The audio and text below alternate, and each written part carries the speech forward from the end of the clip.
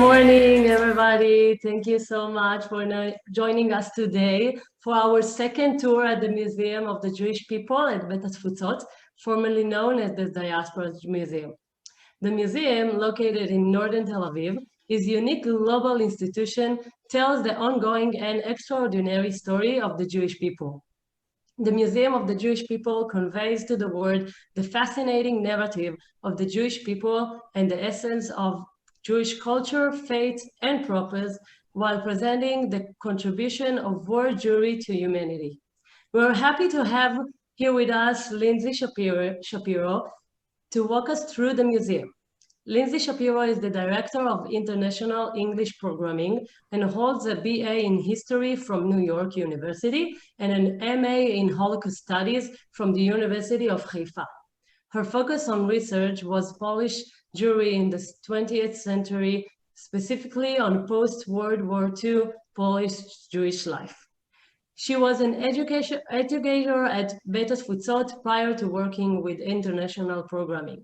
Lindsay has worked with Jewish communities and museums around the world, with the Museum of Jewish Heritage and Congregation Beit Elohim in New York, the Polin Museum in Warsaw, and Yad Vashem and Taglit in Israel.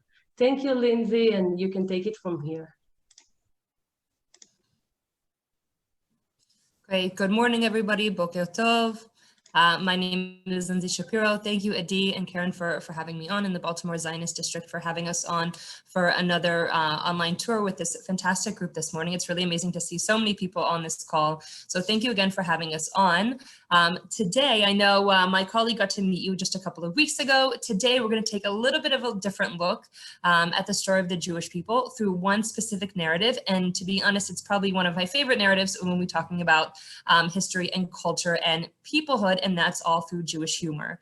So I hope everybody's ready. The tour is going to be about 40 minutes. As we go through, it's going to be the same structure as last time. I'm just going through the logistics and then we'll get into the fun part. The tour will be about 40 minutes long. As we go through, it's going to be as much like an in-person tour as possible. So I'll be asking a lot of questions, and really I'm be curious to hear your thoughts and your feedback and your memories if something captures your eye as we go throughout the galleries. Keep yourselves on mute, but go ahead and utilize the chat, which we're probably all very good at using by now at this point in 2020. You can use the chat, type in the questions or your thoughts, and I'll be able to see them as we go through. At the end, we'll also have time for more questions if there's anything that we don't get to, or any questions I don't get to during the tour itself. So if we're all ready, if everybody's ready to go, I'm going to go ahead and share my screen. Hold on just a moment.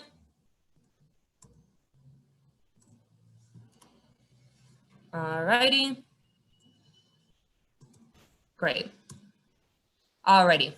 So here again is our logo. Now, I know some people have been to the Museum of the Jewish People, also known as Beit Hatfutsot, also known as the Diaspora Museum. Some people have been here before. Raise your hand, for those of you I can see, raise your hand if you've been to the museum at one point in the last 42 years that we've been open.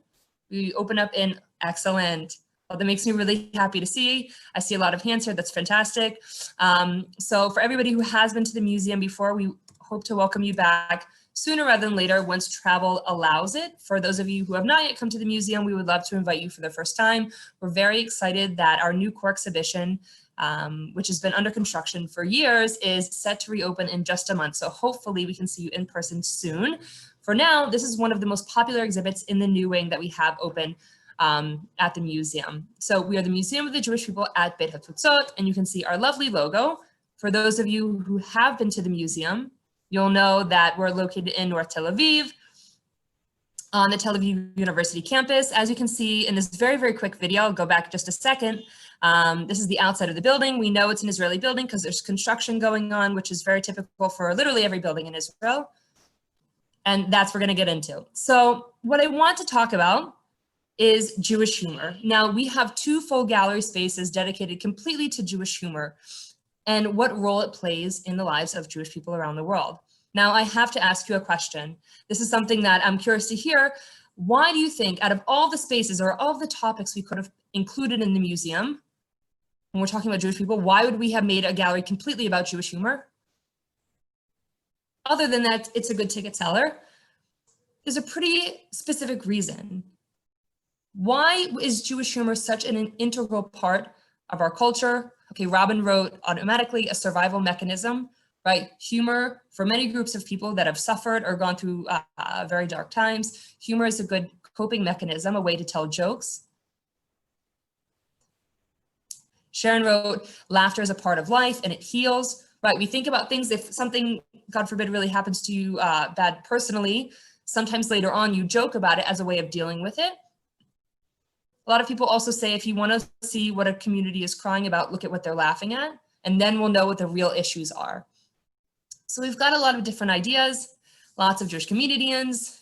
Janice wrote, it's a good release. It's a good release for all of this. And I can imagine, especially this year, which for many reasons has been a very, very unique year for everybody in the world.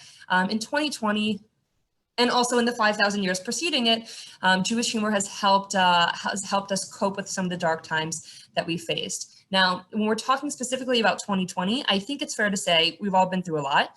And I'm curious if you've heard any ways of joking or laughing about the situation that we're in. Maybe not laughing at those who have been really affected, but laughing at a common experience that we've had. So go ahead and write in the chat if you've got any good jokes that have come out of this year. I'd love to hear them. But while you're thinking of them, I want to show you a couple of examples that we've got coming out of Israel.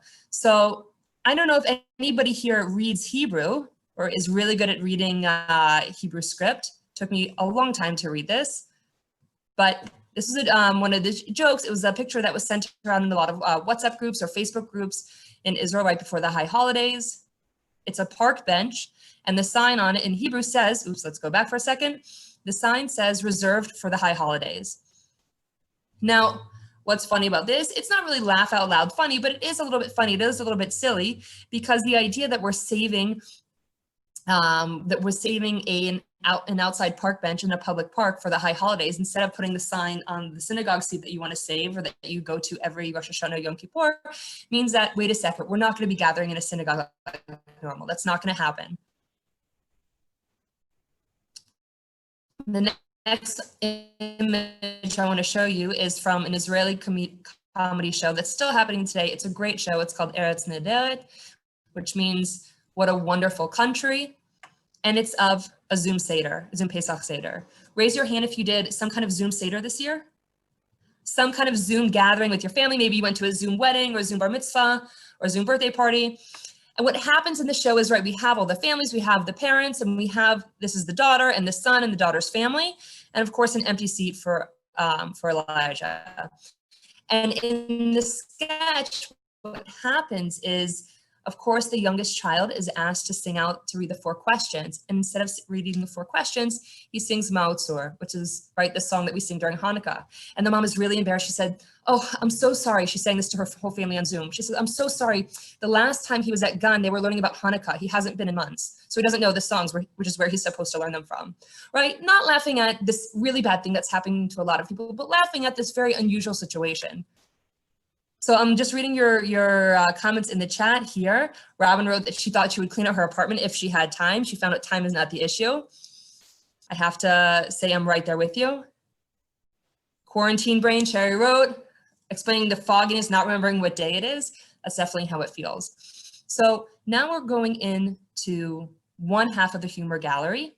And this gallery is all about stereotypes. Now, before we go any further, there's a little, something we like to say before we go in. It's a room full of stereotypes, and it's a room full of humor. If you are planning on getting offended, please do not. It's all about humor and joking and laughing. If something, not everybody's going to find everything funny, but just remember, all of these things, all these characters or stereotypes that we might be seeing are things that come up in jokes, and we're simply reflecting that. Now, one of these stereotypes we find in a lot of jokes is the Jewish town. Now, for Ashkenazi Jews, this town has a certain name. For Mizrahi Jews, this name is a different name, but it's this fictional town that is almost like the town of fools. Does anybody know what town we're talking about or has heard of this town? It's right there in Hebrew for anybody who's a really quick Hebrew reader. Harry wrote Chelm, exactly. Chelm, which is based on an actual city. is kind of this town of fools. And right here we have a Sims Tabak tapestry on one of our walls. Harriet, her father was from Chelm, exactly, it is based on a real place. And for Mizrahi Jews, the town is very similar, but the name is called Makeda. Now we're going to another stereotype that has a connection with this fictional city. Who is this bust of this person? Let me go back. We went from Chelm and Makeda to a very, very famous Jewish humorist, somebody that maybe you've heard of, that happened to write about a lot of Jewish towns and what happens in them and the interesting characters that we find. Shalom Alaikum, right. So thank you, Jack. Shalom Alaikum was born Shalom Rabinovich in the end of the 19th century in the Russian Empire. When he was there, he grew up in a religious family, and he wrote stories almost completely in Yiddish. He wrote stories about the different things that his family was experiencing, from the interesting altercations they got into town, also to the anti-Semitism that he and his family faced living in the Russian Empire. Now, Shalom Aleichem moved to the United States in the early 20th century. We'll go back just a little bit so you can see some of those artifacts. Again, these really amazing artifacts that we've got in our gallery, his pen and his glasses. He moved to the United States, to New York in the early 20th century. He passed away in 1916. And when he died in 1916, his funeral procession went down the streets of New York City. And at the time, his funeral was the highest attended funeral of any single human being in North America up until that point. Nearly 2 million people lined the streets of New York City to watch his funeral casket go by, which is really incredible, right? Because it tells us, okay, Shalom Aleichem, he actually was a rabbi, but what was his role in society? It wasn't a politician. He wasn't a wealthy man. He didn't act as a rabbi professionally, but he was a writer, a humorous writer, and he captured the stories that real people could connect to. Jack wrote Tevye and his daughters, Tevye the Milkman, the book that Fiddler on the Roof, which is the play, and later the movie, and the play again is based on. So whenever I think about Chelm, I think about Anatevka, this town that was portrayed in Fiddler on the Roof. Okay, so we're again capturing stories. We went from Chelm and Makeda, Shalom Aleichem, and now we're going to the Jewish mother. Now, this is one of our stereotypes. We have a lovely picture of Molly Goldberg right here on the side. Rita beat me to it. And when I ask you, oopsies. When I ask you, when we're thinking about the Jewish mother and what role she plays, not only in the Jewish joke, but in the Jewish story, what do you think about? What are some images or personality traits that might come to mind?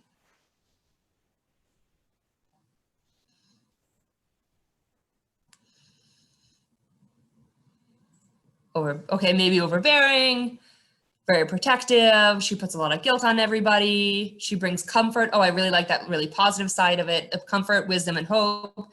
She cooks for everybody.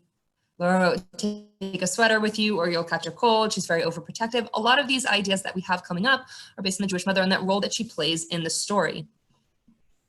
But we know that we're talking about her because we love her, because she's a cherished part of the story that we're telling.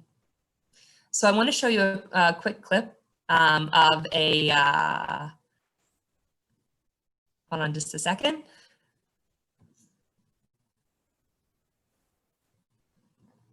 Of a set of jokes that I really recommend you checking out on YouTube. And one of them has to do with the Jewish mother, and it's going to play. So there are 3 Jewish women sitting at the beach, and the first one says, I have a son.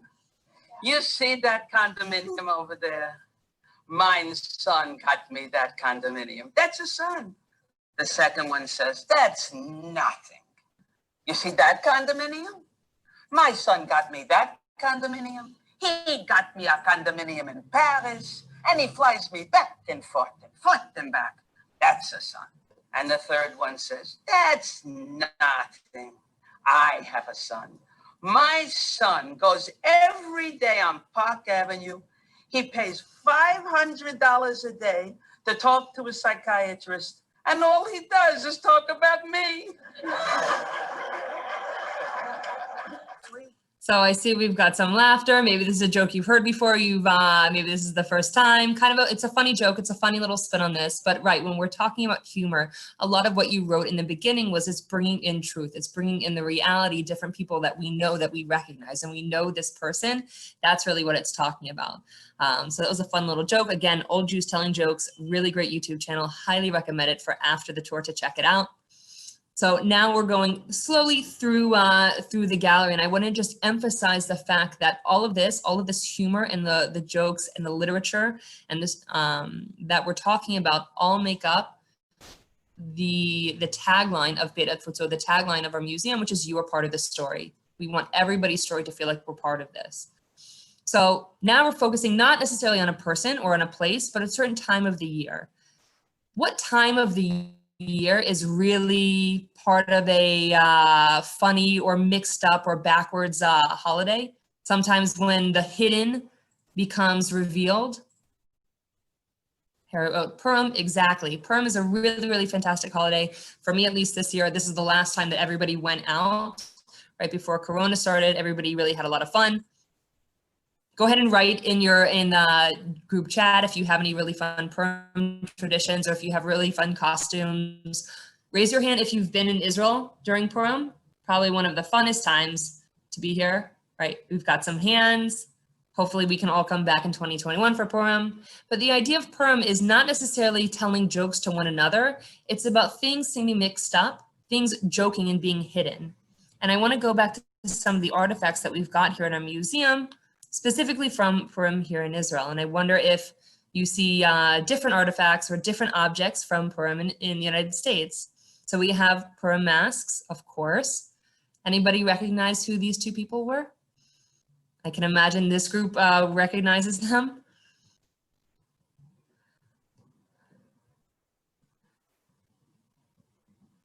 On the left, we have Moshe Dayan, and on the right, we have Menachem Begin. And then we have a lovely grogger from the first Gulf War with Saddam Hussein's face on it. Really appropriate modern Haman. Now, as we're passing through the gallery, it's just a little taste of what it's going to look like. We pass right by the Marx Brothers, past our gefilte fish beanbag chairs. And we're gonna go on to the next side of the gallery. This is just across the hall, and it's starting really about Jewish humor around the world. And I'd be curious as we go through, don't pass the Marx Brothers. We're going to talk about them in just a little bit. Jack, don't worry. We're going to talk about them in just a couple of minutes. But especially in this part, I'd be curious to hear if you've got any examples or some personal connections with the things that we're talking about. So when we're talking about Jewish humor around the world, we're focusing mainly on the two largest Jewish communities around the world. And that's, of course, the United States and Israel. So first, we're going to start with the United States. And as you can see, we're walking down the red carpet, looking at Yiddish American vaudeville. So we know that Jews came to the United States around 400 years ago, but began to come in massive, massive waves from Central and Eastern Europe around the mid-19th century, going into the early 20th century, and of course, after the Second World War. Now, in the late 19th century, early 20th century, Jews congregated, Jews who were coming from these areas, from Germany, what is now Germany, Poland, Russia, Belarus, Lithuania, Ukraine. They came with a particular language. What language was this? Ken already wrote in the chat. Think Yiddish, right? British. I like that. It's a good, I love that. Right, they came with Yiddish, they came with this language, and they began performing for one another in very large, condensed Jewish communities. They oftentimes did not live outside of these communities because they knew it was very comfortable to live around people that you literally could understand the language that they were speaking. This is a poster from Yiddish theater from the early 20th century. You can see it's all completely written in Yiddish, other than the title at the very top. And we have to think, what's the significance here, right? Why am I showing you this out of all the things we could be talking about? The significance here is that they were performing in a language only they understood. So Jews in the early 20th century were performing for themselves. They weren't really performing for the outside American community.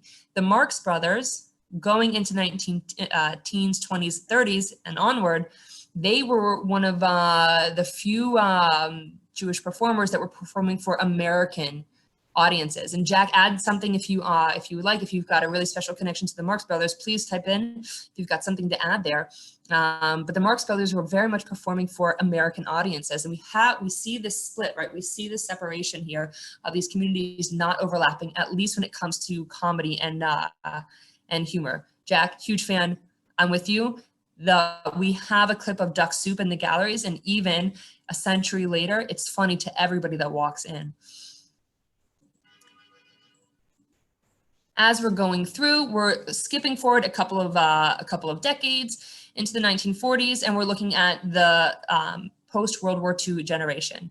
Now, Americans in general, especially American Jews, faced an economic boom after the war. There was a growing middle class. American families wanted to go on vacations to resorts. Jewish families were the same. However, Danny Kaye recognized immediately, really hard to be talking over Danny Kaye. So Danny Kaye, we are keeping Danny Kaye on mute. So we have American Jewish families that want to go on vacation in the 1940s, 50s, 60s. What's the problem though? What's the issue?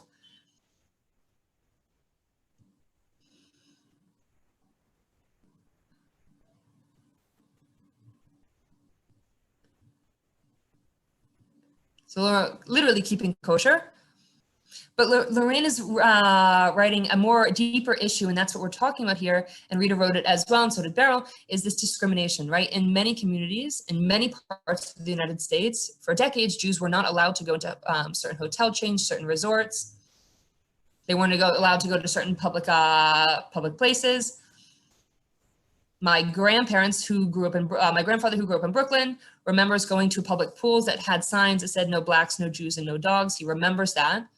And that was a part of American society. So, okay, American Jews said, well, that's quite unfortunate.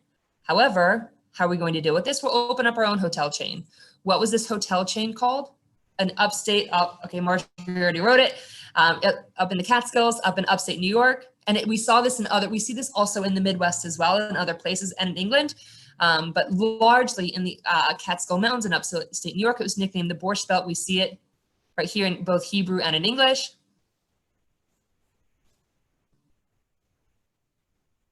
And that was a line of resorts where they were almost exclusively occupied by Jewish families who wanted to go and experience the American resort experience.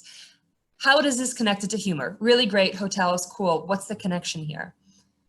Write it in the chat if you already know what I'm about to say, or I'm curious if anybody's really into this topic.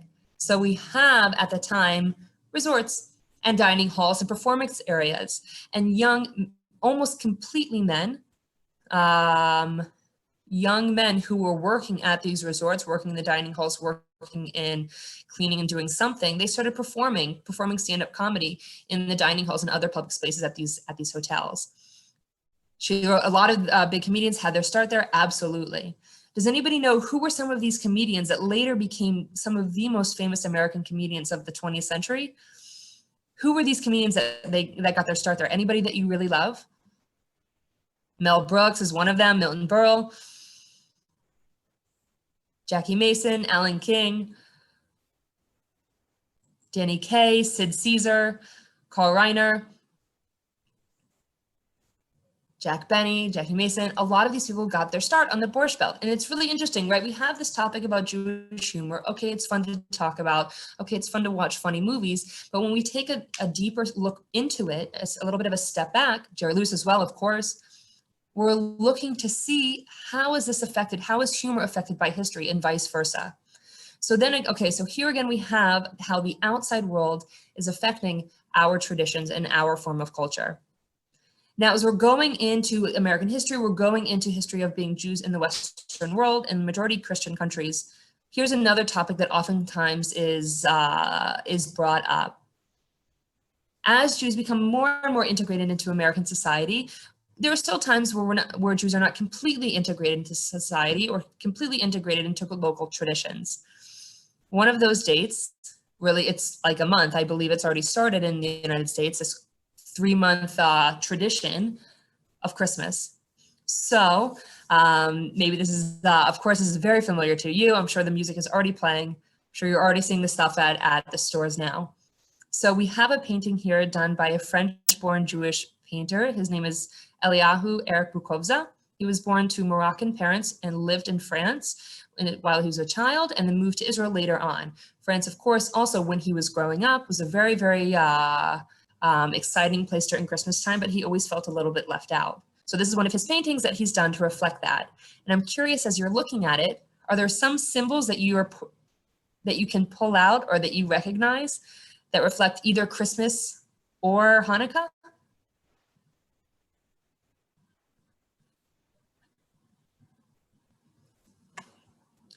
Look at what each one is wearing.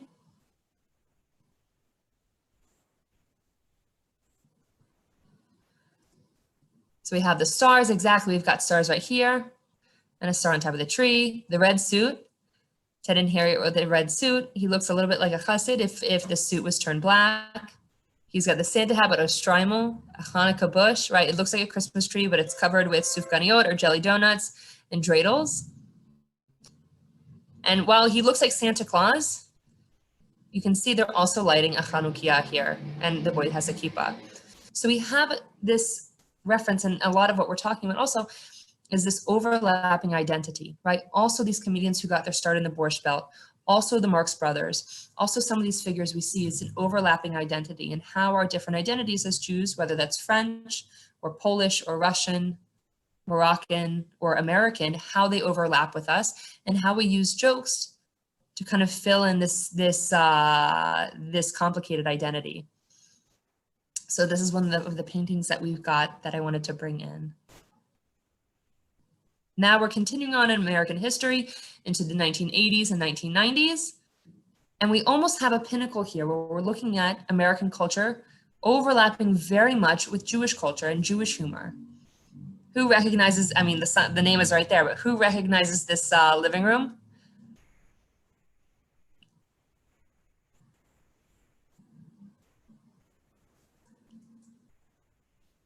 For anybody who's a really big fan of the show, I know I'm a huge fan. We know it's the Seinfeld living room. Raise your hand if you're a big Seinfeld fan or if you've seen the show. There's a 1.5 trillion episodes. So the show is one of the most popular American sitcoms of all history from the 1990s going into the early 2000s, right? Sheila's saying it's Jerry's apartment. Now, why do we have, again, I'm curious for your take on this. If we're looking at the Seinfeld living room, of course, a lot of the writers are Jewish, but what's the reason this show is here? What's the reason we have recreated this living room and not a living room of another television show? What does this have to tell us about the Jewish story? Puffy shirt, great episode.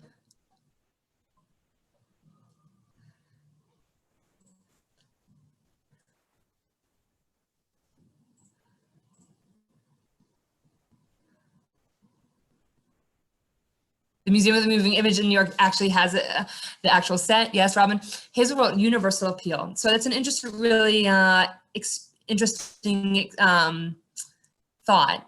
It has universal appeal, right? Seinfeld's not for only Jews. It's not for only New Yorkers. It's really for a massive audience and massive amounts of people tuned in to see every episode and still watch every episode because it's funny. And Judith wrote, Jewish humor has become universal. This idea of Jewish humor, of the topics that were that come up in the show, well, it's not a very Jewish show at all. There are some topics that do have references. There are some episodes, excuse me.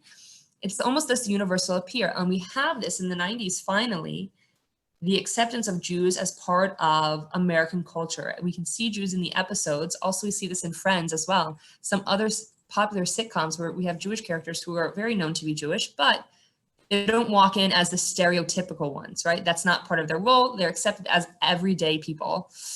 Sheila also wrote, so it's culturally Jewish, funny, not serious about deep issues. And she wrote, his parents live in Florida, a very typical place of retirement for the Jewish couples. Absolutely.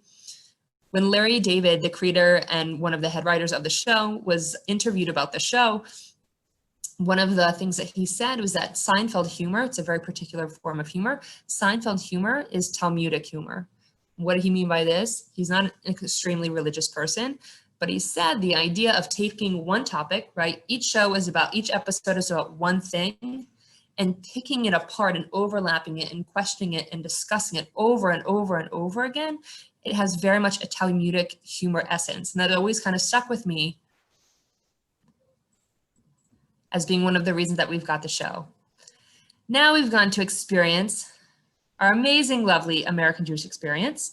Now we're gonna hop over to the other part of the world where I am right now, where many of you have come to visit, and we're looking at Israeli humor.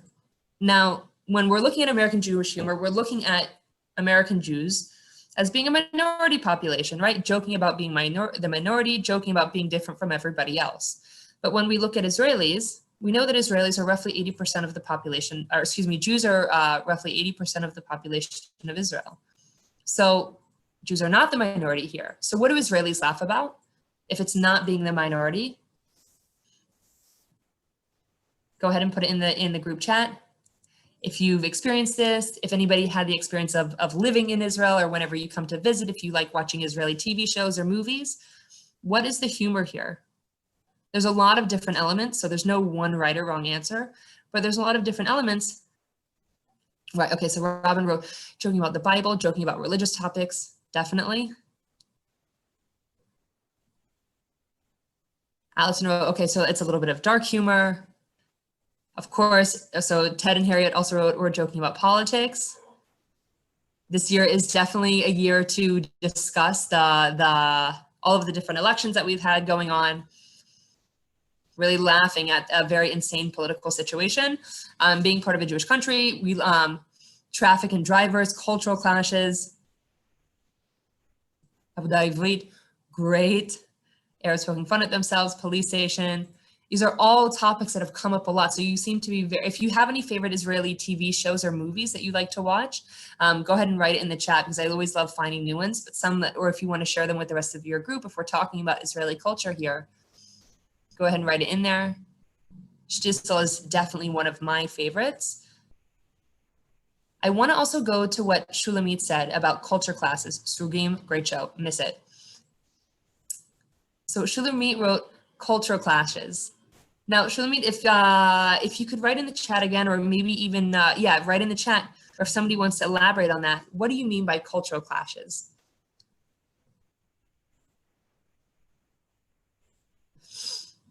Feel free anybody else to go ahead and jump in there.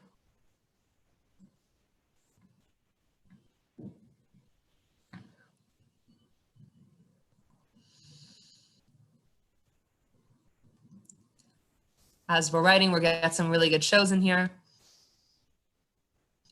Totally. So Shulamit wrote East versus European. Absolutely. We're talking about a country that has groups of Jews from nearly every country or culture or language or food or ethnicity in the entire world, all living in a very, very small area.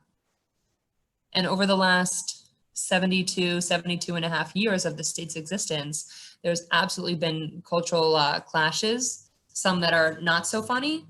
But as Israeli history has gone by and the culture has developed even more and more and more with different shows and stand-up comedy and movies, a lot of the topics that they laugh about are these different ways of immigration that have come, joking about their stereotypes and joking about different ethnic groups here, joking about the Poles or the Russians or the Ethiopians or the Germans or the Moroccans. Of course, there's a stereotype for each group, and Jews tend to laugh at that. We have to, or else we'll go crazy. One of the other stereotypes that we've got is this really lovely figure that maybe some of you are familiar with, especially if you came to Israel decades ago. You'll know who this lovely person is, Srulik. It's really not a joke, but it is a cute cultural figure, this traditional kibbutznik. There's also some parts of Israeli humor that so I made Aliyah, I moved to Israel 5.5 years ago, and I didn't, of course, grow up here, so I didn't have an experience with this, but this is one of the places that I've gotten to learn about. This is one of the most famous comedy trios in Israeli history. They're called hagasha shechiver. So there were 3 comedians who did all these really, really funny jokes. They were really well known for doing different stand-up routines, different songs, making movies. Raise your hand if you've heard of them before. Maybe you've seen some of their movies. Highly recommend for anybody who wants to, okay, excellent, we've got some hands. Highly recommend for anybody who wants to improve their Hebrew. So it's one of these beloved groups, and they, as you can see from the photographs, they're not new. They've been around for decades and decades and decades, and they're not really, of course, performing anymore. But it's something that Israelis of lots of different ages and backgrounds would listen to on the radio or see or know about growing up. It was one of these cultural icons. And I know, Adi, you did not grow up seeing them live or anything like that, but I'm curious if you ever had the experience growing up in Israel and hearing them on the radio or hearing them from your parents or your grandparents. Yes, so nodding, a lot of Israelis have this experience of really growing up with them as well. So one of their most famous movies, a really, really funny movie, again, for anybody who's interested in learning more about Israeli culture and improving your Hebrew, is called Givat Chalfon Eina Ona, or Givat Chalfon Does Not Answer. It is nodding her head, a movie that was released in 1976. And of course, includes hagasha, these three very, very funny comedians. What's the movie about? So the movie was released 3 years after the Yom Kippur War, which is not a funny topic at all. That's not something that Israelis joke about. However, after the Yom Kippur War, a lot of ideas started to shift about how Israelis looked at the army service. Whereas before it was something that was very, very almost like holy or sacred. And after the Yom Kippur War and the years following, the idea that everybody would go into the army or that everybody had reserves and miluim to do, it became more commonplace. It became more and more in cultural humor or cultural topics. The army itself was something that people joked about, not because it's not a great army, but because it was kind of this thing that everybody has the experience of. So this movie is really funny. It has all these crazy, crazy characters, and it came out 3 years after the Yom Kippur War, and it's directed by Asi Dayan, who's a famous Israeli director and also the son of Moshe Dayan, one of the early leaders of Israel, that person with the eye patch that we saw the mask of earlier.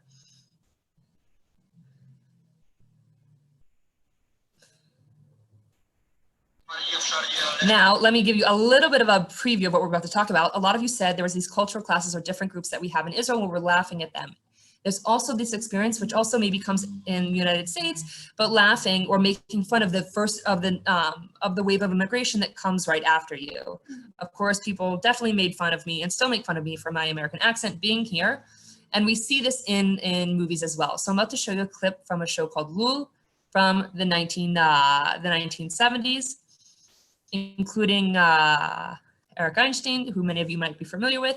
And they're all talking, there's subtitles at the bottom, but they're all laughing at the next group of Jews who are arriving in Israel.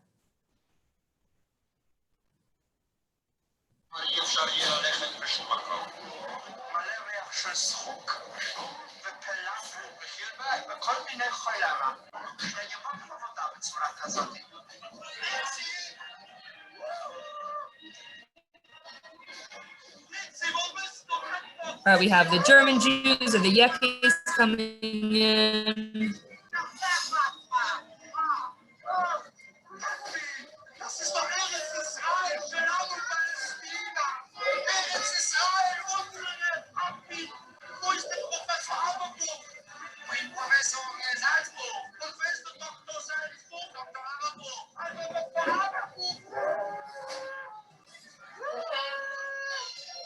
All right, so we have the stereotype of all the German Jews or Yekis, this nickname Yekis, who came over, of all being doctors and professors and coming with their very proper European clothes.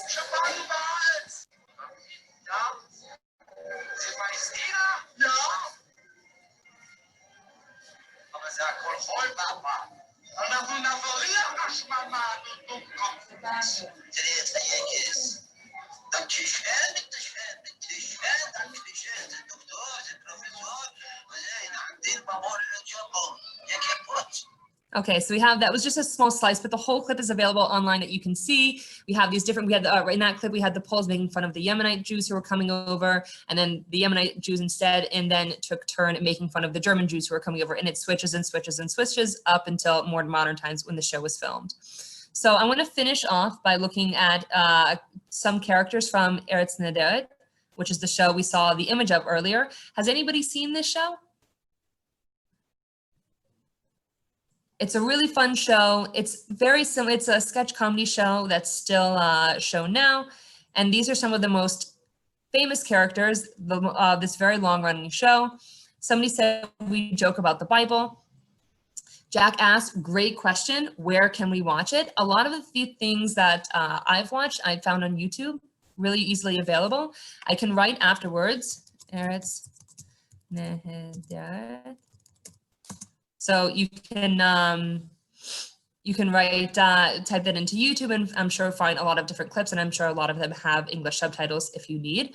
But so we have 3 different characters here. These 2 are Esti and Reuven, and they go together. They're kind of like a more religious, they're not together, but they're 2 more religious characters. And the show is kind of joking about Esti, who's trying to be really religious. She didn't grow up really religious, but the whole time she keeps making all these different mistakes. She has a big tattoo on her neck. She's not really sure how to do different things, but they're laughing at her blunders. And one of the most famous and most beloved characters from Eretz Nehederet is Baba Luba, who is played by a male actor. And Baba Luba is a character. She's a Russian Ola, or a Russian immigrant, who works in a grocery store as a cashier. And she always has these mix-ups with the Hebrew language. When I first moved to Israel, or actually before I moved to Israel, I tried learning Hebrew by watching this show, and I accidentally got a couple of things wrong while I was watching the episodes, because I tried to mimic her Hebrew, which is really wrong. It doesn't make sense at all.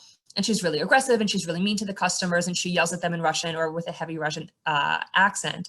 But the joke here is that we're joking again, if we're looking at cultural clashes, at this other wave of immigration of Russian Jews that came in largely around the fall of the Soviet Union in the 1980s, 90s, and up until 2020, up until today. And unfortunately, while many of them are coming with very high degrees in engineering and medicine, they get hourly worker jobs working in grocery stores. So that's what I have to show to you. I'd be happy. So I've got 2 requests from you. Number 1, I always want to hear more about you and what you're thinking of. So we've covered a lot of different ground here. If you could put yourself in a museum, and if there was one humorous book, a funny book, or a joke, or a funny TV show, or a movie that you really love, that you feel like captures your identity or your Jewish soul or your Jewish sense of humor, go ahead and write it in the chat. I'd be curious to hear what everybody has to say. What is a movie or a book, again, or a show or a funny song, or a stand-up, a sketch comedy character that captures your identity? Number 2, if you've got any questions, go ahead and write it in the chat now. I'd be happy. I know we've got just a couple minutes left, but I'd be happy to answer any more questions. Oh, Robin, great question. How do you handle Woody Allen? Somebody always asks that, and it is a really good question. So Woody Allen is included in the galleries for his work, mainly the movie, of course, I'm like blanking on it right now. It's gonna come to me in just a second. But we do accept his major faults as a human being. So he's put in for his work. Annie Hall. Thank you, Robin, for Annie Hall. Rita wrote Salach, like Salach Shabati. Great movie. If I got it correct, great movie. Highly recommend. Chaim Topol plays Salach. He plays in a very similar character to Tevye the Milkman. It's an Israeli movie. Highly recommend. Sima the Witch, Ushpizin, Without Feathers is a good book. Michael, I'm with you, but it makes for a good conversation about who we include in the conversation and who not, but I'll leave it at that. Sugim, a lot of really good things here, good things to add to the list of movies to watch during quarantine. So answering Jack's question, is the humor exhibit a permanent one? Great question. It's been open for almost 3 years now. It is not a permanent exhibition. There's no definite topic or time that it's going to be switched over to a new exhibition. It will be at some point, but at the current moment, it's standing. Our museum is unfortunately closed for visitors because of the COVID situation in Israel, but we hope to be reopened in just a couple of weeks. And of course, we hope to be able to welcome American visitors, international visitors to Israel very soon. So if anybody's got any other questions, I'd be happy to answer them. And I can, while we're doing this, I'm going to go ahead and put in the chat here some of the shows I talked about and movies I talked about in English, if you want to check them out later. And I'm sure Adi and Karen can give you lots of other examples. Yes. Lindsay, thank you so much. I see a lot of people saying thank you in the chat, and I know I speak for everybody when I say thank you. I know I learned a lot. I see that so many other people have learned so much and saying thank you for the presentation. What a wonderful job. I just want to remind everybody that next week on the 17th will be our third session for the Beit Hatfutsot series that we're doing.